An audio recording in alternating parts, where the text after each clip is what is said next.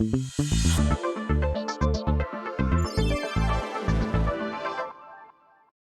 want to begin before the beginning, not before the creation of the world, no, before the nation of Israel. Before Abraham heard his name called in Ur of the Chaldeans, before Moses climbed Sinai, before David was anointed in Bethlehem,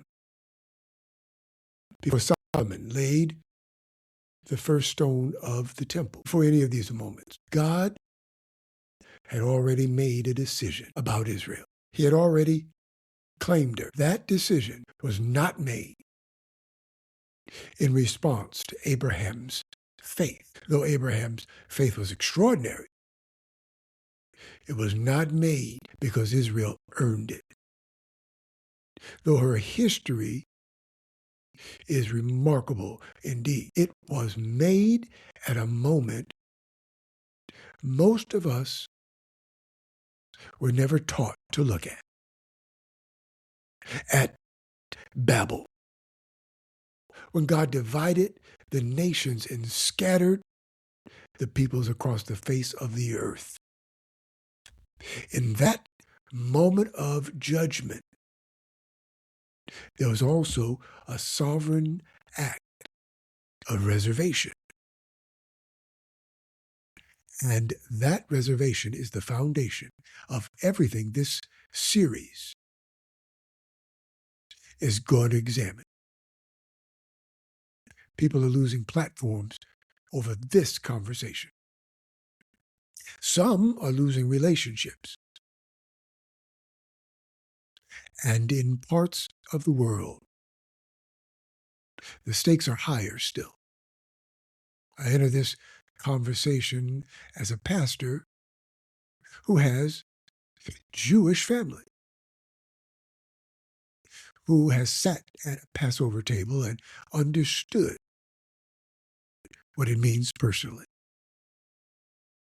and who answers to God for what he teaches, not to a political movement, not to a cable news consensus. I answer to God. So let's find out what God actually said. All of it. This episode is called What Does God Actually Say About Israel? What all the fuss is and isn't about. This is part one, before Abraham. The God who reserved Israel before she existed. This is the Marc Little Show. I am Marc Little. I'm your host. I'm a pastor. I'm a lawyer and a political commentator. We'll be right back.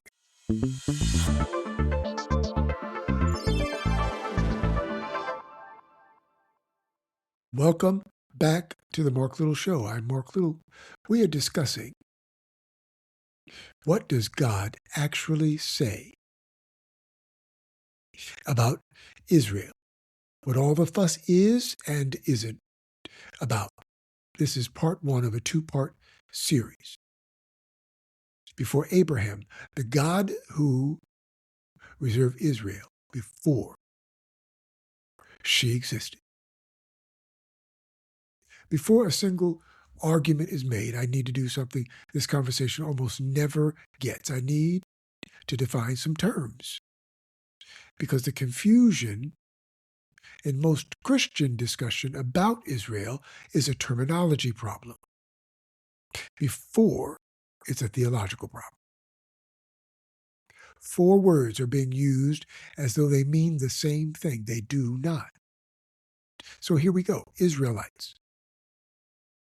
That is a term for the ancient covenant people of the Hebrew Scriptures, the descendants of Jacob, whose name God changed to Israel in Genesis 32. It was defined not by racial uniformity, but by covenant relationship with the God of Abraham, Isaac, you guessed it, and Jacob. Here's the second term, Hebrews. This term is a linguistic and ancestral designation older than the tribal identity. Abraham himself is called a Hebrew. In Genesis chapter 14, verse 13, before the covenant people are organized as Israel at all. Here's the third term, Jews. This is a post-exilic term after exile. It is derived from the tribe of Judah. It became the primary self-designation of the covenant people after Babylonian captivity. It carries religious, ethnic, and cultural dimensions all at the same time. And finally, Israelis, a modern civic category. Citizens of the State of Israel, established in 1948. Israelis. It is a nationality. An Israeli can be Jewish, Arab, Christian, or secular. This is not a theological designation. These are not the same word, these four. And the series will treat them accordingly. So now, with that foundation, let's begin where the story actually begins. The covenant foundation, Genesis 15. I want to take you to a moment in Genesis 15 that most believers have read and most have not truly understood it. Because what happens in this chapter is the covenantal ground beneath everything else in this series. Genesis 15, verses 17 and 18. It reads, "When the sun had set and darkness had fallen, a smoking firepot with a blazing torch appeared and passed between the pieces. On that day, the Lord made a covenant with Abram." Let me show you what that means. God has just made the promise to Abraham that his descendants will be as numerous as the stars. Abraham believes. And then God instructs him to prepare a sacrifice. Animals are brought, cut in half, the pieces in 2 rows with a corridor between them. Now, in the ancient Near East, this was the standard form of a binding covenant ceremony. Both parties would walk between the cut pieces, and they would walk together, invoking on themselves the fate of those animals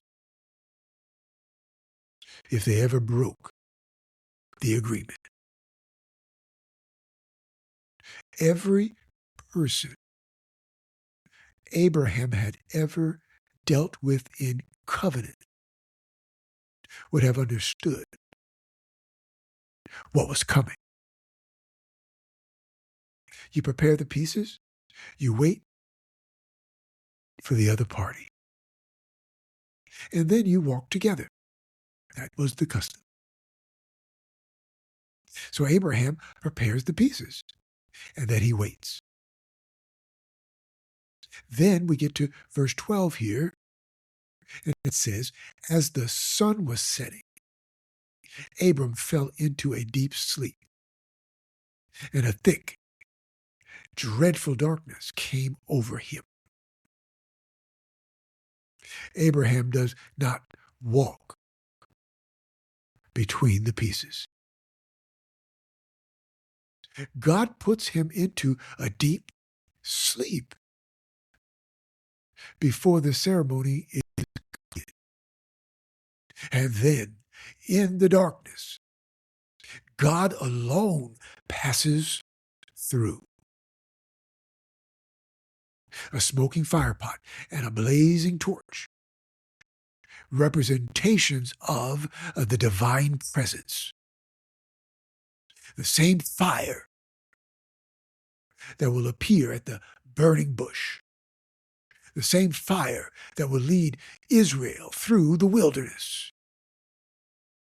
moves through the corridor of the divided animals, alone, without Abraham. This is a unilateral covenant.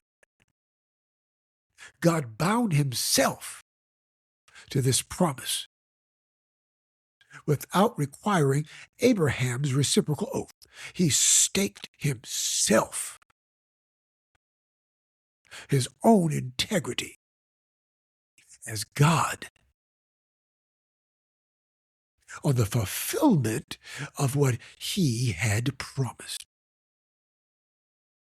If this covenant is broken, God alone bears the consequence. Abraham is asleep. The implications run through the entire Bible, the Abrahamic covenant. It doesn't depend on Abraham's faithfulness. And Abraham's faithfulness was imperfect. It doesn't depend on Israel's faithfulness across the centuries of the Hebrew Scriptures. And that record is painfully uneven.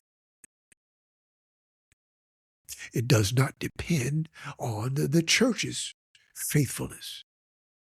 It doesn't depend on any political movement's faithfulness. It depends entirely on God's faithfulness.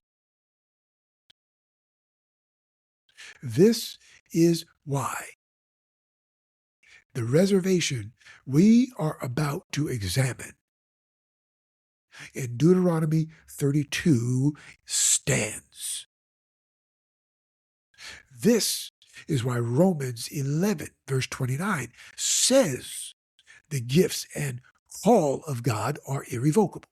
This is why the seed promise of Galatians 3 can't be annulled by any human decision or any shift in geopolitics. God walked through those pieces alone in the dark.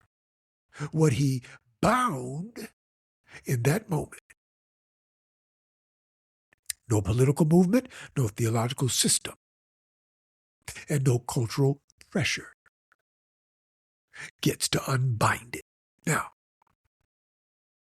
with the covenantal character of God established, in Genesis 15, let me show you something in Deuteronomy 32 that most believers have never been taught. And I mean that without exaggeration. Deuteronomy 32, verses 8 and 9, it says there, when the Most High gave the nations their inheritance, when he divided all mankind, he set up boundaries for the peoples, according to the number of the sons of Israel. For the Lord's portion is his people, Jacob, his allotted inheritance. This is the Song of Moses, one of the oldest poems in the Hebrew Scriptures, placed on Moses' lips at the end of his life as a prophetic testimony over Israel. And what it declares reaches back past every covenant, past every patriarch, past every promise. Goes all the way back to Babel. Most of us were taught that Babel was judgment, and it was. God scattered the nations because of their rebellion. But Deuteronomy 32 reveals something the Babel narrative alone does not tell us. Within that act of judgment, God made, you got it, a sovereign act of reservation. He divided the nations, he set their boundaries, he assigned them. And in that same cosmic moment, he looked across all the peoples he was scattering, and he claimed one portion for himself. A people not yet born. A nation not yet named. A covenant not yet spoken.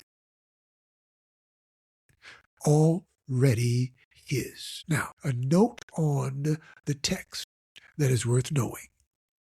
Dead Sea Scrolls manuscript of Deuteronomy 32:8 reads, according to the number of the sons of God, rather than sons of Israel.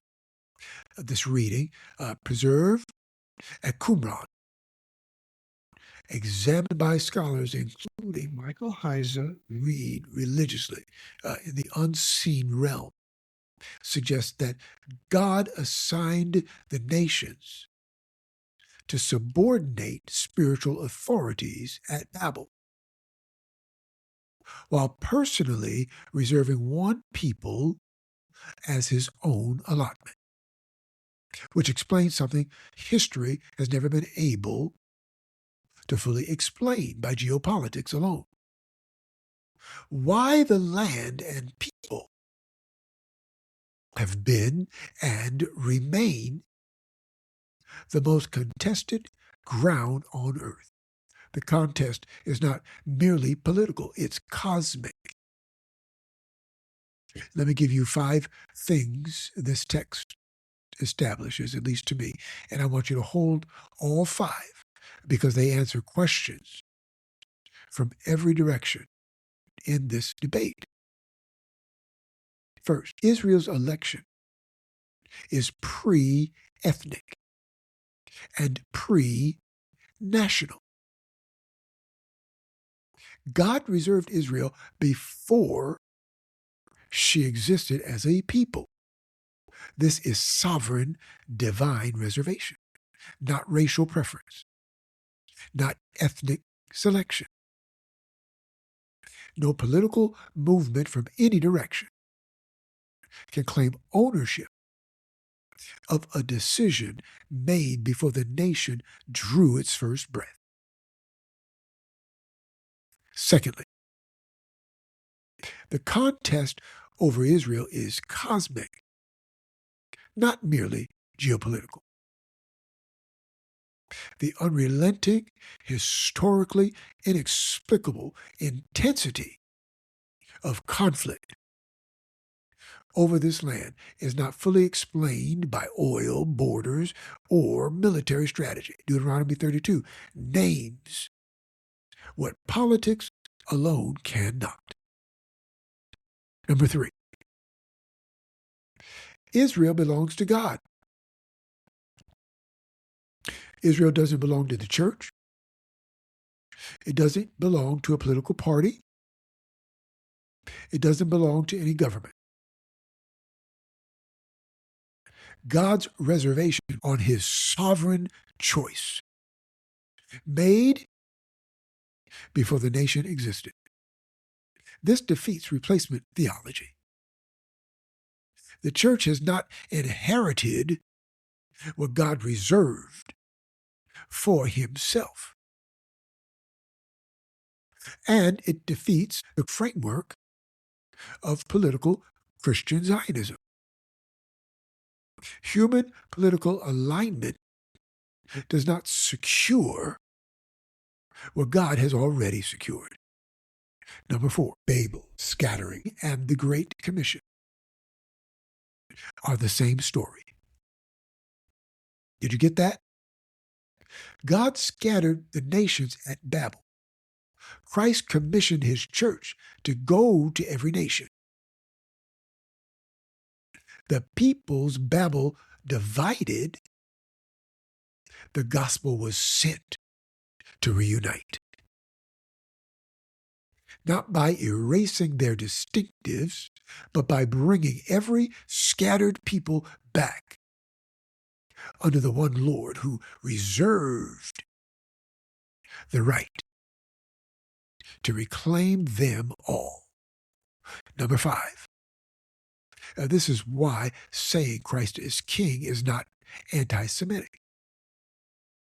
Christ is the king of Israel, announced by Israel's own prophets, descended from Israel's own royal line. Affirming his lordship does not diminish Israel, it fulfills her. Can't we get that? All right. Come go with me to the biblical Israel. Breadth and history. Genesis 32, verse 28. Your name will no longer be Jacob, but Israel, because you have struggled with God and with humans and have overcome. That's Genesis 32, verse 28. Israel begins as a person, becomes a people, becomes a land, in that order. And from the very beginning, the covenant people were never a racially uniform group.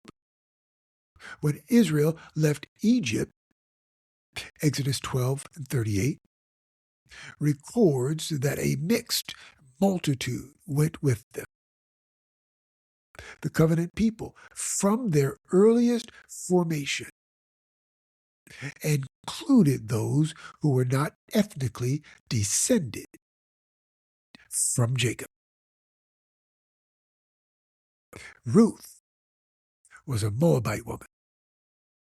She is in the Messianic line, not because of her ethnicity, but because of her covenant confession. She said, your people will be my people, and your God, my God. Ruth 1, verse 16. That declaration placed her in the ancestry of David and ultimately of Christ. What about Rahab? Rahab was a Canaanite woman. She's also in the Messianic genealogy. Matthew chapter 1, verse 5. It records it without apology. And the prophets themselves warned that ethnic descent from Abraham was never the final basis of covenant standing. That's Jeremiah chapter 7, verse 4, Amos chapter 9, verse 7. The covenant was always wider than any one bloodline. Now, 3 historical facts belonging in this record, stated as history, not argument. The Beta Israel of Ethiopia practiced Judaism on the African continent for centuries in near complete isolation from European Jewish communities. The state of Israel formally recognized their Israelite descent, airlifting over 14,000 Ethiopian Jews to Israel in Operation Moses in 1984, and nearly 15,000 more in Operation Solomon in 1991. The Garima Gospels, housed at Abba Garima Monastery in Ethiopia, are carbon dated among the earliest illuminated gospel manuscripts in the world. And Africa is present in the gospel narrative itself in bigger ways than we want to even admit. But from the mixed multitude of the Exodus to Simon of Cyrene carrying the cross of Christ in Mark chapter 15, verse 21. This story was never the exclusive property of any single culture. It just never was, period. Now, I'm going to take a break right here. This has been a lot of good information for you to chew on. Let me just take a break, and I'll be right back.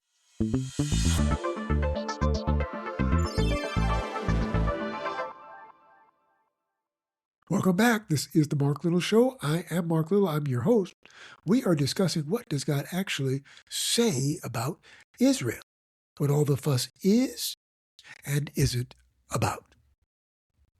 Before we close part one of this series, there's one more distinction that must be in your hands before part two can do its work. And it is the distinction that changes everything about the Christian Zionism conversation. The Abrahamic covenant contains two distinct promises. They are almost always treated as a single unit. They're not. The land promise, Genesis 15, verses 18 through 21. Specific territory, specific boundaries. From the river of Egypt to the great river Euphrates, given to Abraham's physical descendants, geographic and particular. Now we've got the seed promise. Genesis 22, verse 18. It says, through your offspring, all nations on earth will be blessed. It is universal in scope. It's not geographic. It's not contingent on modern borders. And Paul, in Galatians 3:16, makes one of the most precise theological moves in all of his letters. He goes back to the original text of Genesis, looks at the word seed, singular in the Hebrew. It is singular in the Greek, and makes the argument that the singular was intentional. The promise was not made to Abraham's descendants as a collective. It was made to one specific descendant, one seed. And that seed, Paul says, not me, Paul says, is Christ. Consider this illustration. Two heirs receive letters from their father. One heir receives specific property. A house with an address, with boundaries, with a deed. The other heir receives a promise that through this family, every family in the neighborhood will be blessed. The first promise is geographic and specific. The second is universal and relational. They come from the same Father. They're not the same promise, and demanding that both require identical responses from every person who reads those letters produces exactly the kind of conflict we are living with today. I am not required to have a settled political position on every dimension of the land promise to be fully confident in the fulfillment of the seed promise. The seed has come, the blessing of all nations. It's underway. What God said about the land, he'll settle it in his own time, by his own means. And that's above my pay grade. And yours, by the way, to tell him how to settle it. And so now I'm closing. And I thank you for hanging there with me. We've laid the foundation. God bound himself to the promise. Go back to Genesis 15. He did it alone, in the dark, without requiring anything from Abraham, which was the custom. They would walk down together. But he put Abraham to sleep, and God made a unilateral covenant with Abraham. He reserved Israel as his portion at Babel before Israel even existed. The story of that covenant people is wider and older than any political movement has told you. And the promise he made contains two distinct threads. One geographic, one universal. And I'm not talking about universalism. The promise, the seed promise, is universal. Seed, singular. That the New Testament, it handles this very differently. In part 2, we press into what all of that means. We put it together. For the debates consuming the church today, for the frameworks competing for your theological loyalty, we have to be loyal to God and thank him for what he reserved for himself, and not fight over who's right and who's wrong. It's ungodly. And so we're going to unpack this in part 2.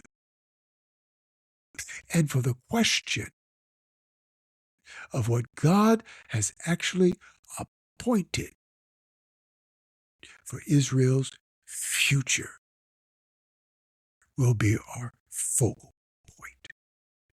I'm looking forward to part 2. Come back. It's going to be a red bow around this argument. This has been the Marc Little Show. I am Marc Little. I'm your host. Come back next week, Tuesday mornings. Subscribe, download, share it. We need to communicate. God bless.